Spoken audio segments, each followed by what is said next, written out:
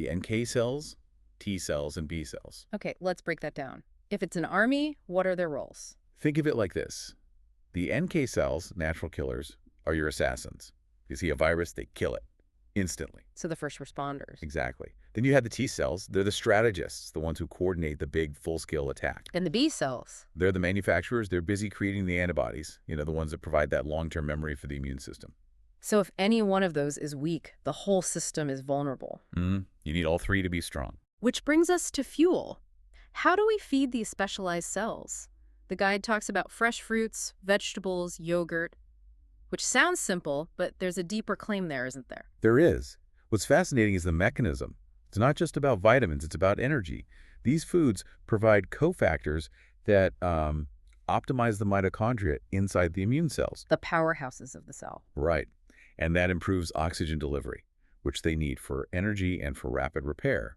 Without that energy, the T and B cells just can't respond fast enough. So nutrition is really about peak cellular performance, which also explains why the guide stresses a caregiver's diet. Yeah, because those vital nutrients pass directly into breast milk. It all starts upstream. Okay, but there was one detail that really jumped out at me from the sources. A very specific booster. The honey. The honey, yes.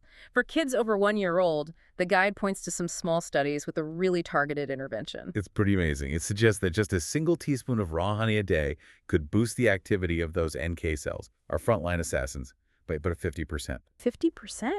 That's a huge number. It is. Now, we should say these are smaller studies, but it really suggests honey has compounds that directly activate that immediate immune response. It's such a simple, powerful tool, but of course, it's not just about what we eat. Right. It's also about how we live. You need to get those cells circulating. Which is where things like fresh air and movement come in. Exactly. They enhance blood flow. An immune cell is useless if it's stagnant. It needs to patrol the body effectively. And then there's the other side of that coin, recovery. The guide is very clear about early bedtimes. Yes, that recharge is absolutely essential. That's when the body does all its maintenance and repair work, and a child's system needs a lot of that time. This all feels so critical, especially when you read the parts of the guide that mention the context. You mean the concerning trends, like rising cases of certain childhood illnesses? Yeah, it just underscores how important these preventative measures are, these lifestyle choices are. Well, they're foundational defenses. And it doesn't stop with the physical. The sources make this really powerful connection between physical defense and emotional strength. I found that part fascinating.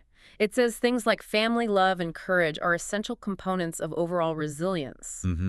The implication is that a child who feels safe, who isn't dealing with chronic stress, has a physical immune system that can actually focus on its real job, fighting pathogens. So if we were to boil this all down, what's the core mantra for you?